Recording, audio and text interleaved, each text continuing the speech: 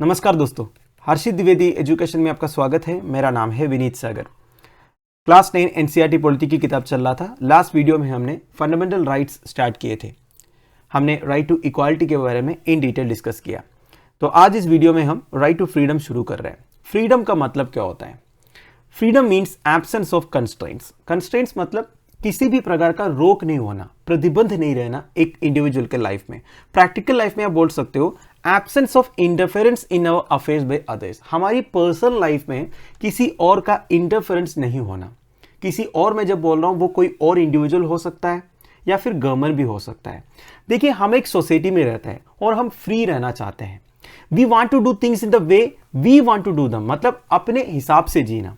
Others should not dictate us what we should do. कोई और हमें ये नहीं बोलना चाहिए हम कैसे जीना चाहिए, हम क्या करना चाहिए। So under the Indian constitution all citizens have the right to. देखिए, हमारी संविधान हमें कुछ फंडामेंटल राइट्स दिया हुआ है। ये सारे राइट्स जो है आप राइट टू फ्रीडम के अंडर कोट कर सकते हो। सबसे पहले freedom of speech and expression. Second, assembly in A peaceful manner, form associations and unions, move freely throughout the country, reside in any part of the country, practice any profession or to carry on any occupation, trade or business। अब देखिए एक एक करके हम समझते हैं। देखिए, freedom of speech and expression का मतलब क्या होता है? बोलने और अभिव्यक्ति की स्वतंत्रता। देखिए, सिटीजन्स को भाषण द्वारा या फिर कोई पिक्चर द्वारा या कोई अन्य तरीके से स्वतंत्र रूप से किसी के विचारों और विश्वासों को व्यक्त करने का अधिकार, इसे आप बोल सकते हो freedom of speech and expression.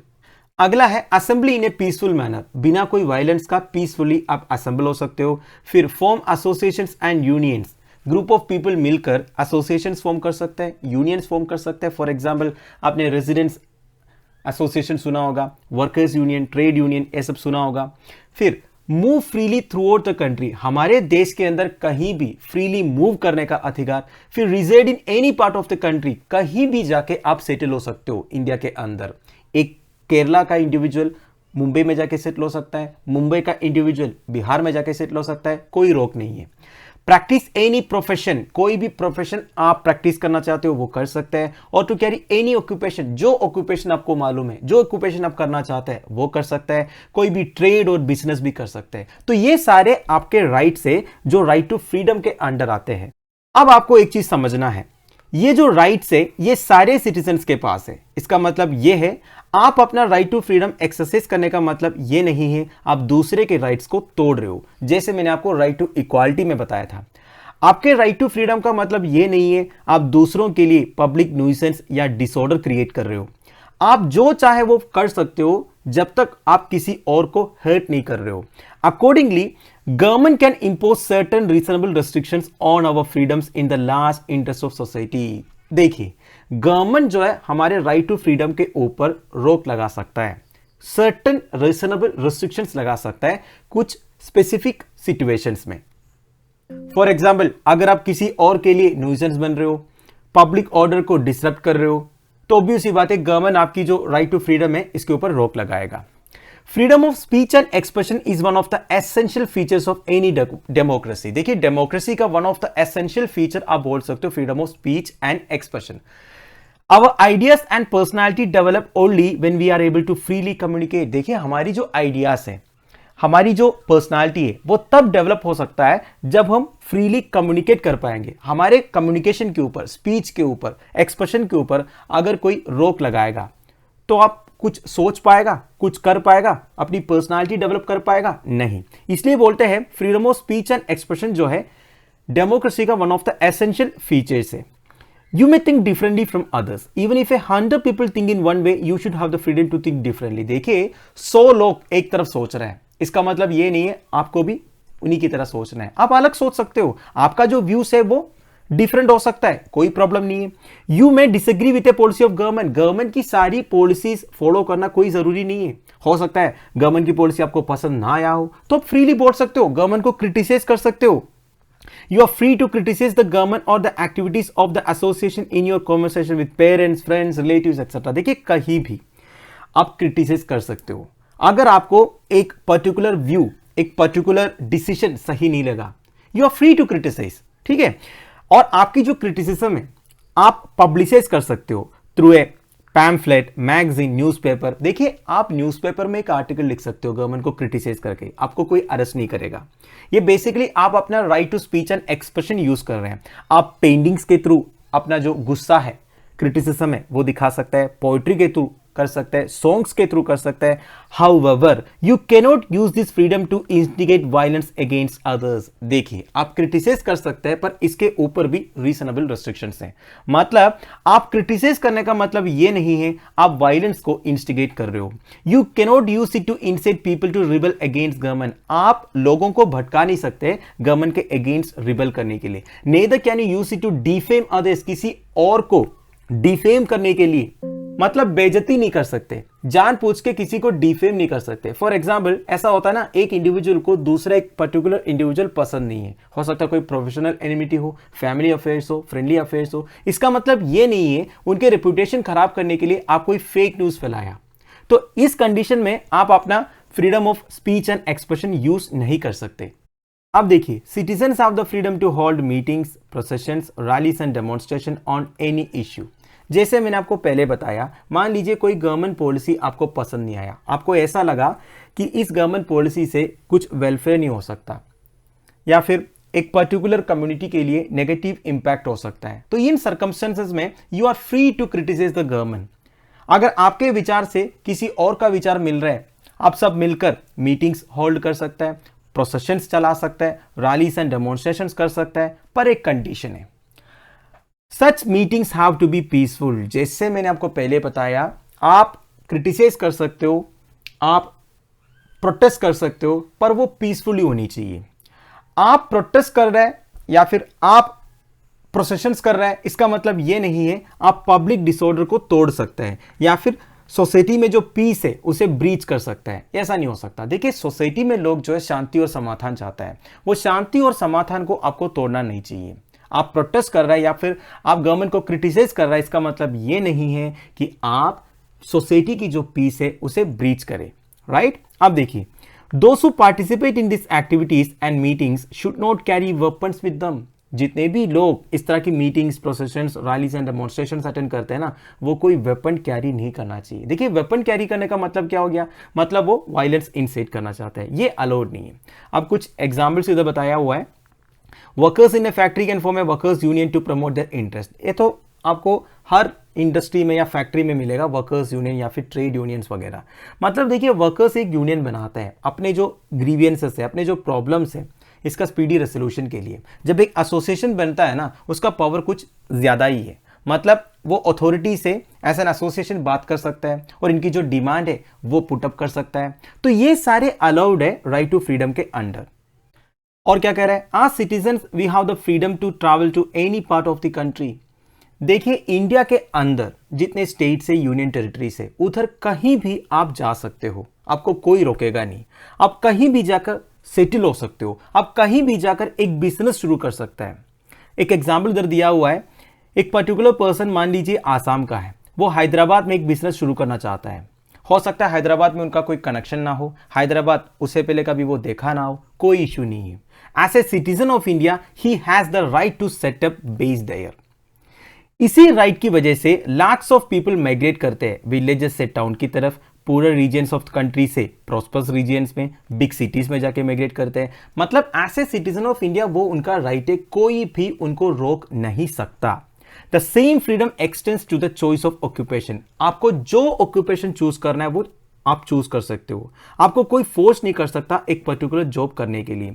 Women को आप ये नहीं बता सकते सर्टेन काइंड ऑफ ऑक्यूपेशंस उनके लिए नहीं है। पीपल फ्रॉम डिप्राइव्ड कास्ट्स को आप ये नहीं बोल सकते आपका ट्रेडिशनल ऑक्यूपेशन ही आपको करना है, आपको कोई और नया जॉब नहीं करना है। बेसिकली कहने का मतलब क्या है ना दोस्तों, सारे सिटीजन्स के लिए ये राइट टू फ्रीडम है। आप कहीं भी जाके रह सकते हो, कोई भी बिजनेस कर सकते हो, कोई ऑक्यूपेशन आप चूज कर सकते हो। इसमें मैन वीमेन कोई फर्क नहीं पड़ता, सबके लिए राइट्स है, कोई भी आपको फोर्स नहीं कर सकता। और देखिए, हमारी संविधान में ये लिखा है, no person can be deprived of his life और personal liberty except according to the procedure established by law. इसका मतलब क्या है, इसका मतलब वेरी सिंपल है दोस्तों, सारे सिटीजन्स का लाइफ एंड पर्सनल लिबर्टी एकदम सिक्योर्ड है, कोई उसे छीन नहीं सकता। पर यह भी लिखा है except according to the procedure established by law. इसका मतलब क्या हुआ, मान लीजिए एक सिटीजन ने दूसरे एक सिटीजन को मारा या फिर एक ग्रुप ऑफ सिटीजन्स को मारा, एक बहुत बड़ा ऑफेंस है, इस ऑफेंस के लिए आपको पनिशमेंट मिलेगा, तो कोर्ट जो है आपको डेथ सेंटेंस सुनाएगा। इस कंडीशन में आपका जो राइट टू लाइफ है ये छीन लिया जाएगा, आपको डेथ सेंटेंस दिया जाएगा। Clear? It means that no person can be killed unless the court has ordered a death sentence. क्या लिखा है? आप तब तक किसी को मार नहीं सकते जब तक कोर्ट बोलेगा कि उन्हें डेथ सेंटेंस दे दो। वो कोर्ट कब बोला? जब उस बंदे ने ऐसा कुछ ऑफेंस किया जिसमें डेथ सेंटेंस देना पड़ा। क्लियर? दूसरा है राइट टू पर्सनल लिबर्टी। देखिए, जो पर्सनल लिबर्टी भी आपके पास तब तक रहेगा जब तक आप कोई ऑफेंस नहीं करेगा। आप अगर लॉ को तोड़ रहे हो तो आपको अरेस्ट किया जाएगा। तो इसलिए लिखा है ये गवर्नमेंट और police officer can not arrest और detain an citizen unless he has proper legal justification. अगर पुलिस के पास प्रॉपर लीगल जस्टिफिकेशन है, अगर पुलिस के पास ऐसा प्रूफ है एक पर्टिकुलर सिटीजन ने लॉ को वायलेट किया है, तब जाके उसको अरेस्ट कर सकते हो। अगर प्रॉपर लीगल जस्टिफिकेशन नहीं है तब उन्हें अरेस्ट नहीं कर सकता। ठीक है? अब देखिए, even when they do they have to follow some procedures. जब पुलिस ऑफिसर एक पर्सन को अरेस्ट करते हैं तब कुछ प्रोसीजर्स फॉलो करना होता है। A person who is arrested and detained in custody will have to be informed of the reason। अगर मान लीजिए मुझे अरेस्ट कर रहे हैं पुलिस, तो पुलिस की रिस्पॉन्सिबिलिटी बनती है मुझे बताना, मुझे किसके लिए, मतलब क्या कारण है मुझे अरेस्ट करने का। दूसरा, ये person who is arrested and detain shall be produce before the nearest magistrate. देखिए, अगर मुझे अरेस्ट कर रहे हैं पुलिस तो 24 घंटे के अंदर सबसे नियरेस्ट मजिस्ट्रेट के सामने मुझे प्रेजेंट करना होगा। और such a person has the right to consult a lawyer और engage a lawyer for his defence. मुझे अपने जस्टिफिकेशन के लिए एक लॉयर तो चाहिए होगा, तो लॉयर से मिलने का, अपने जस्टिफिकेशन प्रेजेंट करने का एक मौका उन्हें देना चाहिए। ये मेरा राइट है। मतलब मैं पुलिस को बोल सकता हूं मुझे लॉयर से मिलना है अपना डिफेंस के लिए, तो ये भी एक राइट बनता है। फाइनली लिखा है let us recall the cases of Guantanamo Bay and Kosovo. ये तो हमने पिछले वीडियो में नहीं, पिछले से पिछले वीडियो में देखा था। The victims in both this cases faced a threat to the most basic of all liberties, protection of individual life and personal liberty. ये जो गुआंटानामो बे एंड कोसोवो में दोनों केसेस में प्रिजनर्स या फिर उधर के एथनिक अल्बेनियंस, उनके पास ये राइट्स नहीं था। वो कहां जाके कंप्लेन करते? ना वो लॉयर से मिल पाया, ना उनको कई और मजिस्ट्रेट के सामने पेश किया। तो कहने का मतलब यह है गुआंटानामो बे एंड कोसोवो में विक्टिम्स के पास ये कोई बेसिक राइट्स नहीं अवेलेबल था। अगला है राइट अगेंस्ट एक्सप्लॉइटेशन। देखिए, हमने right to liberty and equality के बारे में देखा। ये दोनों ग्रांट होने के बाद फिर एक सिटीजन का राइट है राइट अगेंस्ट एक्सप्लॉइटेशन या फिर right not to be exploited. Exploitation का मतलब होता है चूषण करना, काम लेना। हमारे कॉन्स्टिट्यूशन मेकर्स एक्सप्लॉइटेशन के बारे में कुछ क्लियर प्रोविजंस लिख के रखा है कॉन्स्टिट्यूशन में। Basically exploitation of the weaker section of the society को रोकने के लिए कॉन्स्टिट्यूशन मेकर्स ने कुछ क्लियर प्रोविजंस लिखा है। मतलब कॉन्स्टिट्यूशन में ये क्लियरली मेंशन्ड है कौन कौन से स्पेसिफिक इवल्स इलीगल है देश में, मतलब कौन कौन से एक्टिविटीज हमारे देश में एक्सप्लॉइटेशन के अंडर आता है। सबसे पहले ट्रैफिक इन ह्यूमन बींग्स। ये क्या होता है?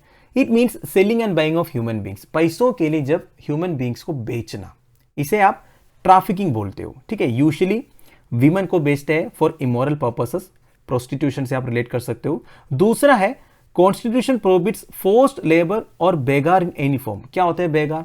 देखिए, it is a practice where the worker is forced to render service to the master. देखिए, आपने मूवीज वगैरह में देखा होगा, बड़े बड़े मालिक के साथ सर्वेंट्स रहते हैं। अब वो सर्वेंट्स जो है वो मालिक के साथ रहते हैं, उनका कोई वेजेस वगैरह नहीं रहता है, बस उनके घर में रहना है, उधर का काम करना है, और वेजेस देगा भी तो नॉमिनल कुछ वेजेस देगा। ठीक है? इस तरह का जो सर्विस है ना बिना वेजेस का, उसे आप बेगार बोल सकते हो। पहले ये बहुत होता था, इंडिया में तो बहुत चलता था इस तरह का जो बेगार प्रैक्टिस है। अब ये जो बेगार है लाइफ लॉन्ग जब चलता है ना, उसे बॉन्डेड लेबर बोलते हैं। मतलब लाइफ लॉन्ग एक पर्टिकुलर पर्सन जो है अपने मालिक के साथ रहेगा बिना कोई वेजेस का, बस उनके घर में रहना है, खाना है, पीना है, एकोमोडेशन है, सब कुछ है, पर कोई वेजेस नहीं है।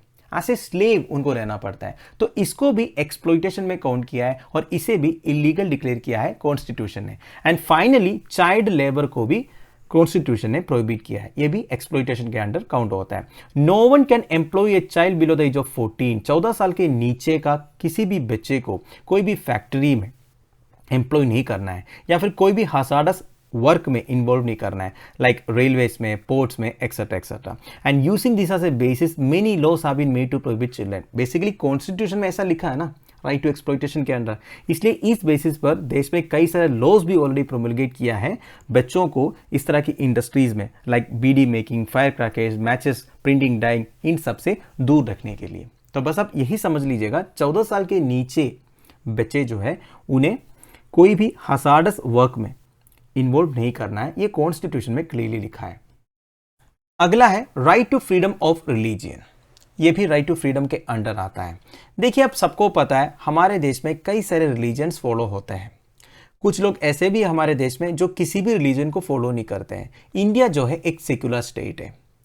हमारा जो सेक्युलरिज्म है वो दूसरे कंट्री से थोड़ा सा अलग है।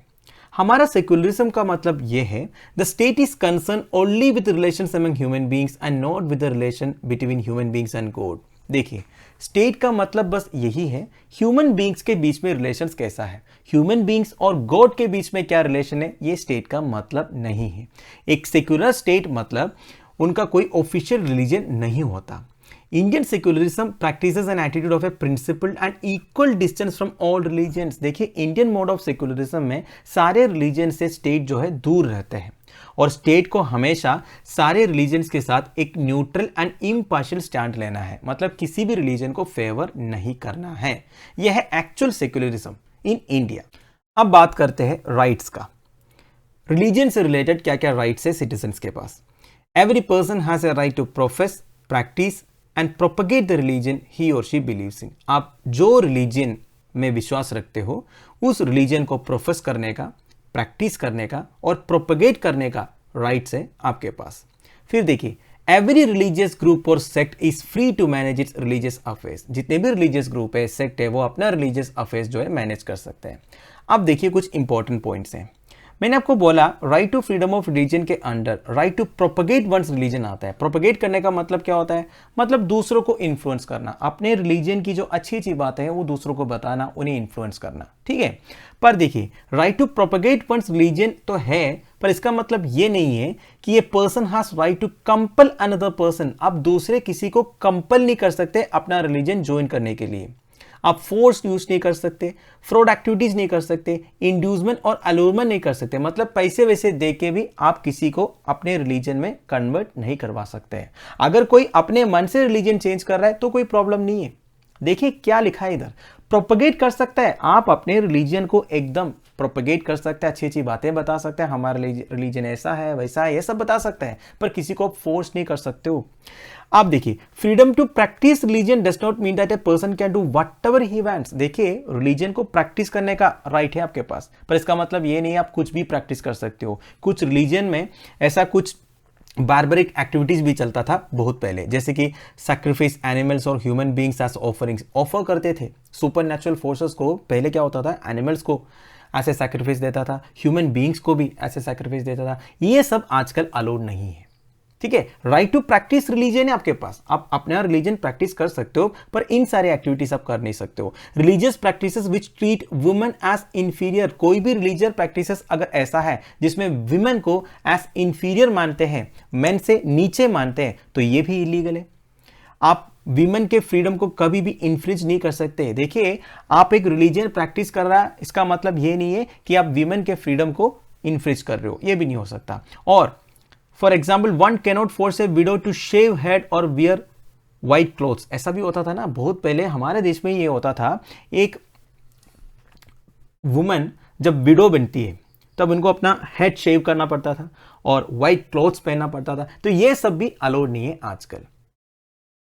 अब देखिए, एक सेक्युलर स्टेट का मतलब वो स्टेट होता है जो किसी भी रिलीजन को फेवर नहीं करता है, जो किसी भी रिलीजन को कोई पर्टिकुलर प्रिविलेज नहीं देता है, nor does it punish or discriminate against people on the basis of religion they follow। एक पर्टिकुलर पर्सन एक पर्टिकुलर रिलीजन फॉलो करने का कारण से उन्हें आप डिस्क्रिमिनेट नहीं कर सकते, उन्हें आप पनिश नहीं कर सकते।